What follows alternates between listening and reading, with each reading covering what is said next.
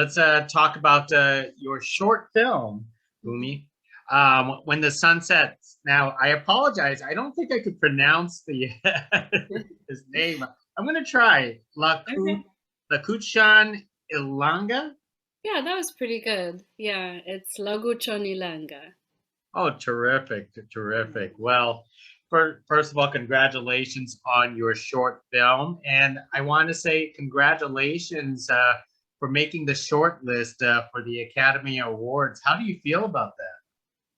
Thank you so much. It's very, very surreal because, this was actually my thesis for my master's degree at Chapman University.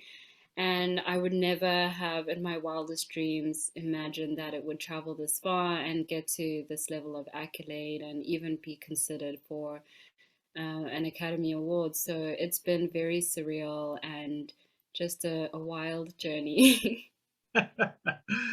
So you mentioned that this was a part of your thesis. Could you tell us more about the origination of the story? I understand it's a true story. hmm Yeah, it's actually inspired by my mother because about 7 years ago, I was sitting in the kitchen chatting to my mother about what I was learning about the past. And she said, "Do you know I once had to save my brother?" And I was like, "What do you mean?"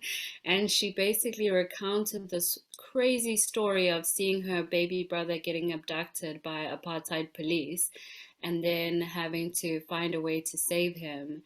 And so that's what the story is inspired by that day. So when you decided to do this as a short story, a short film, did you reapproach your mother to get all the details so you could write the script? Yes, I did. I approached my mother to understand the details. I also approached my uncle as well, who was her younger brother.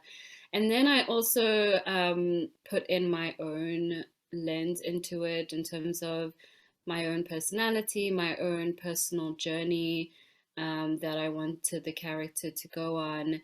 And I later discovered that I had subconsciously put my grandmother in it as well, because the role of the nurse is actually something my grandmother used to do. And I Hmm. didn't realize that I was including her in the story when I was writing that role. Yeah.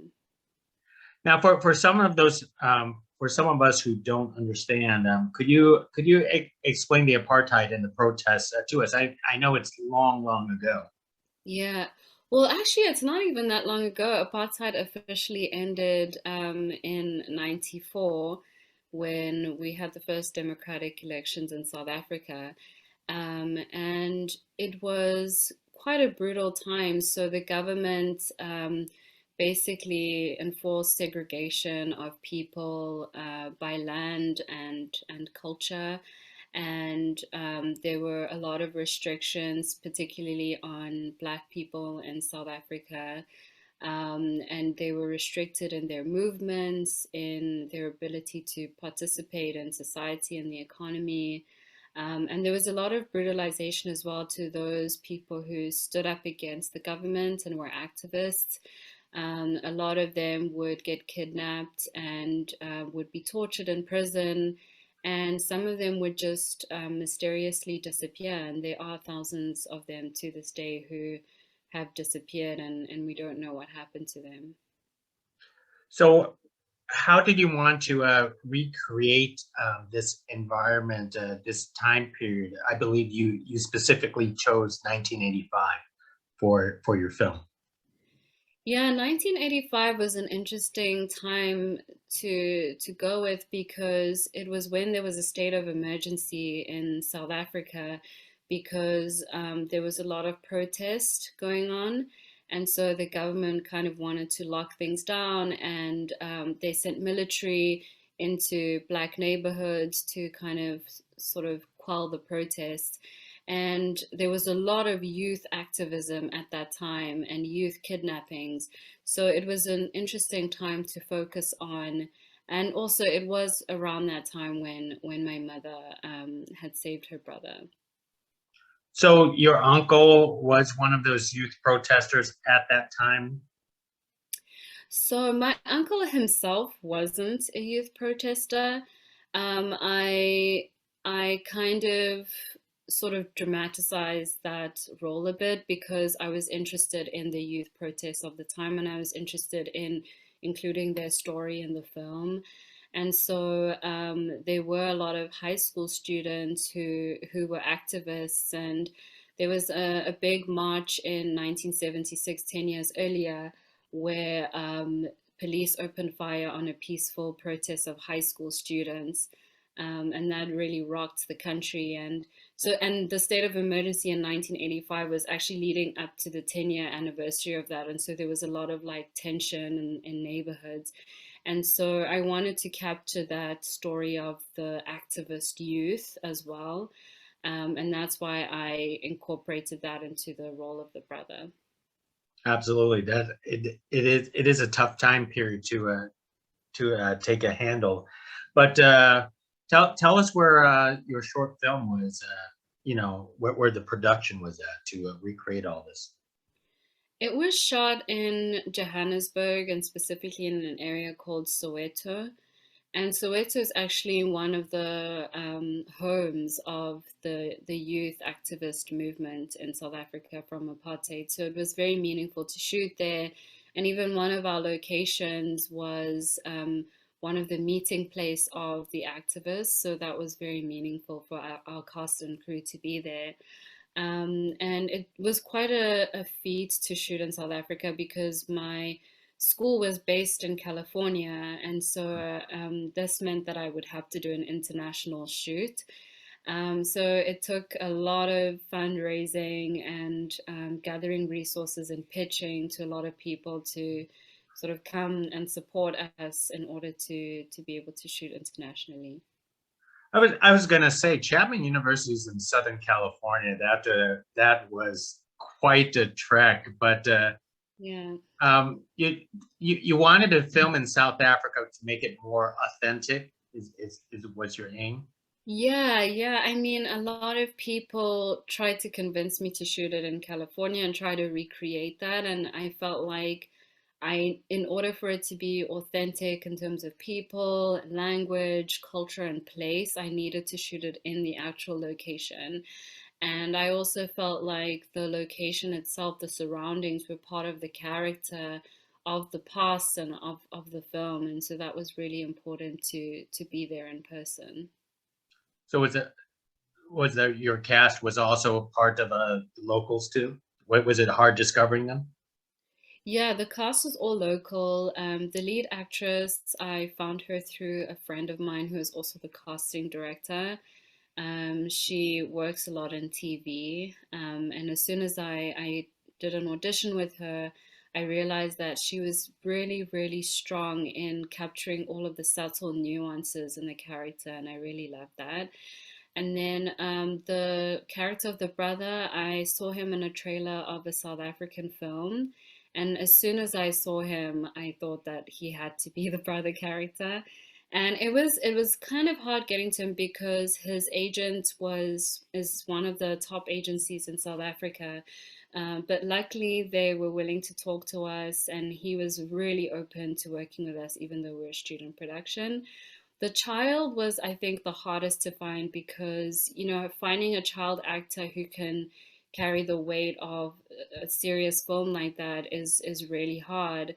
And so we had to go to different drama schools and theater clubs. And eventually we found an agency that led us to the child. And for a 9-year old, she was really brilliant because I would just give her a scenario or a phrase and she would immediately know what to do. She really blew us away. Well, I was gonna say one of the most important lessons is that directing children is one of the hardest things, and it sounds like you got very fortunate with that. Yeah, it is still challenging because children, they do lose interest very quickly and they get bored. And so you do have to find ways to like entertain them and keep them engaged.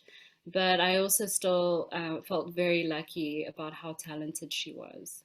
Hmm. Now, how did you manage to get the military vehicle for your short film? I mean, that that must have been quite a task.